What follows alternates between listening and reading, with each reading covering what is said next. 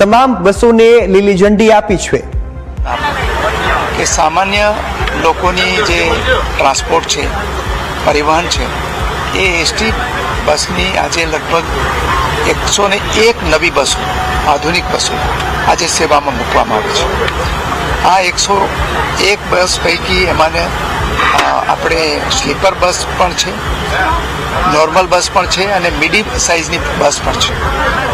અને હવે જે હર્ષભાઈ સંઘવીએ જે સુધારા વધારા કર્યા છે એને કારણે આ બસની સીટો પણ ખૂબ આરામદાયક છે, સ્વચ્છતાના ધોરણો પણ ઊંચા રાખવામાં આવ્યા છે અને અહીંયા આજે આ રક્ષાબંધનના પવિત્ર તહેવારોની આસપાસ આ સેવાઓ પ્રજાને અર્પણ કરવામાં આવી છે।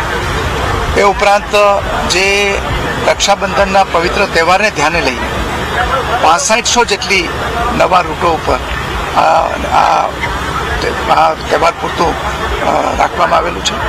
એને કારણે તહેવારો ઉપર જે અવરજવરમાં મુશ્કેલી પડે છે એ મુશ્કેલી પડશે નહીં। આ ગુજરાતની જે એસટી બસ સર્વિસીસ છે એ સમગ્ર ભારતમાં ગૌરવ લેવા જેવી ઉમદા સેવાઓ છે અને એને કારણે ગ્રામ્ય વિસ્તારના લાખો લોકોને રોજના પોતાના ડેસ્ટિનેશન સ્થળ ઉપર જવા માટે, નોકરિયાતોને પોતાના કામ ઉપર જવા માટે અને બાળકોને, વિદ્યાર્થીઓને પોતાને નિશાળે જવા માટે આ બસ સેવા એક ઉત્તમ માધ્યમ છે। સૌથી સલામત સવારી પણ છે અને સૌથી આરામદાયક સવારી પણ છે।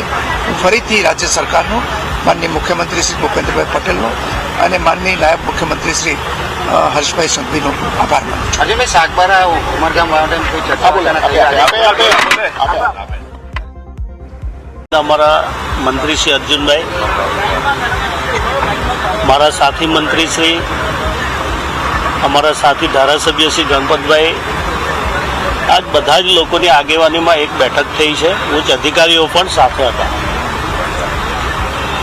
જ્યાં સુધી સાગબારા અને ઉમરપાડા વિસ્તારનો જે પ્રશ્ન છે એ પ્રશ્નો કેટલાક દિવસથી ત્યાં ધારણા